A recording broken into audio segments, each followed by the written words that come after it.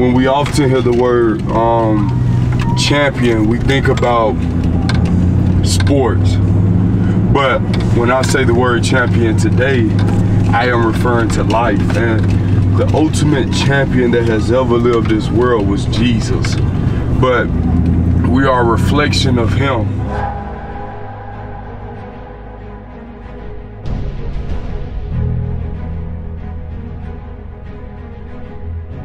It's going to start with one of our former football players who is just a dynamic, wonderful guy. And KD's lives in Birmingham now, but Eufaula, I guess, is where they called home originally. But KD Hill came to play football at Ole Miss, and boy, that was a good thing for us for sure. He won the Chucky Mullins Award. And when I think about the Chucky Mullins Award, I'm one of the few that actually knew Chucky. I go that far back, I guess. But Chucky played ball for us and got hurt, and we ended up doing a little radio show with Chucky, and I got really close with him, and then the loss of him was just kind of devastating for all of us. But what a wonderful guy. And Chucky would always say, "I'm going to get out of this chair, DK." And just very positive attitude, and he dealt with his obstacles in an unbelievable way, and was such an inspiration to anybody that was around Chucky. And I think at KD, you know, sometimes we give the Chucky Mullins Award to that player that works the hardest and does the thing and has the character that Chucky does. Well, KD Hill was perfect for the Chucky Mullins Award. Y'all give him a round of applause. For multiple reasons. One being his love of the game, but also his love for you know, people, and his determination to be successful in life. And now that he's had to deal with a tragedy himself, and the way he's handled it, KD, it reminds me of Chucky. I mean, you guys would be brothers. There's no question about that. But he played on the defensive front and had 21 tackles his senior year. He graduated as the first male from his grandmother's side of the family to go to college and get a college degree. That's worth a round of applause, too. KD thought that football would continue for him. He was invited to the New York Jets training camp, eventually signed to play in the XFL with the Orlando Guardians, and then the accident occurred that ended his football career. But he never missed a beat, continued to be the positive person that we know, and he said that God had a different plan for him, and so he is in the middle of that plan right now. Let me bring up our wonderful KD Hill. On July 21st, I had a football career in a car accident where my right leg was amputated on the team. I was trapped in the truck 5 hours. As we all know, in the Bible, it tells us 5. It represents God's grace, goodness, and favor. And so God makes no mistakes. As you all see today, I don't look like what I've gone through, and it hasn't even been a full year. As I was trapped in the truck, the first person to arrive on the scene was the state trooper. As he arrived on the scene, the first thing I told him was, "Hold my hand and let's pray." I showed gratitude while in the midst of the fire. And I want to ask you all, can you show gratitude while you're in the midst of the fire? And still thank God for the circumstances that you are in today. Because the moment you are living in right now is the moment that you always prayed to be in. And so as I was trapped in the truck, they waited to call my mom within 3 hours of being trapped in the truck. And not once did I shed a tear whatsoever.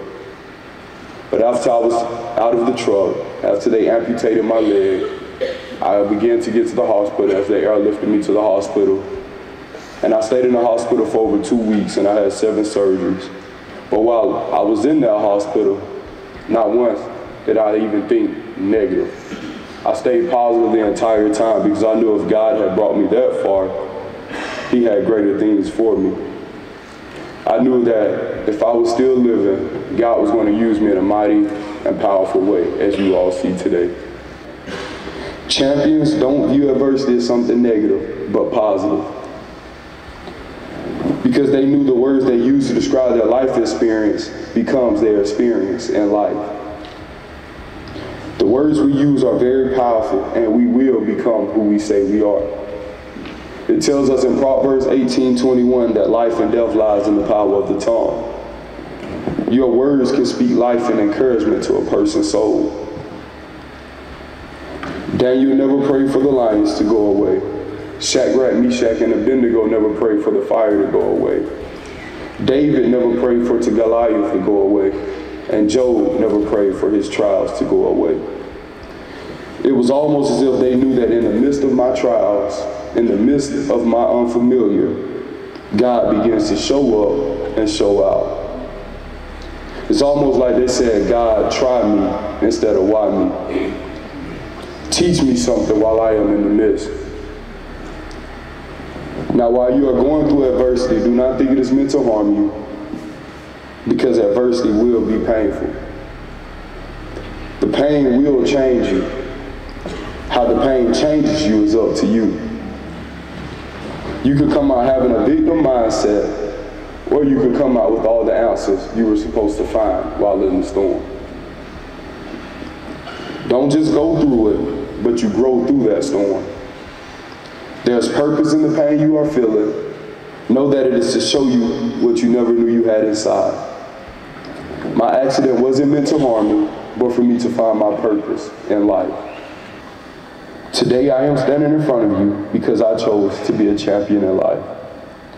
The things God has done for me, He will do the same for you. The same grace God shined upon my life, He will do yours the same way. I did not make excuses when my accident happened. I was fired up about the next journey of my life because I knew that God's plans were better than mine. As a champion, you are always thinking of ways to better yourself, but not just yourself, but your environment as well. It will be times you will be alone because others can't see what you see, and that is okay, because that's why that vision was only given to you. There are dreams that are going to make you feel as if it is impossible to accomplish, but within you there is something telling you that you can.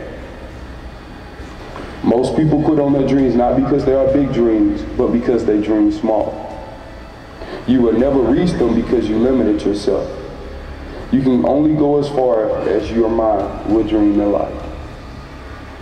I want you all to dream so big that when you tell them to someone, they laugh at you. They laugh at you because in their eyes, it is impossible to accomplish. But notice how I said in their eyes.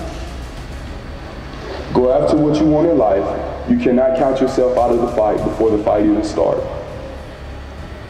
Know that in the beginning you are already a champion. You have to see yourself as those things already exist.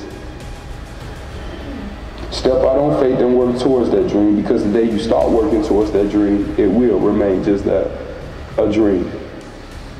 The day you make up in your mind to keep going no matter the outcome, it will happen.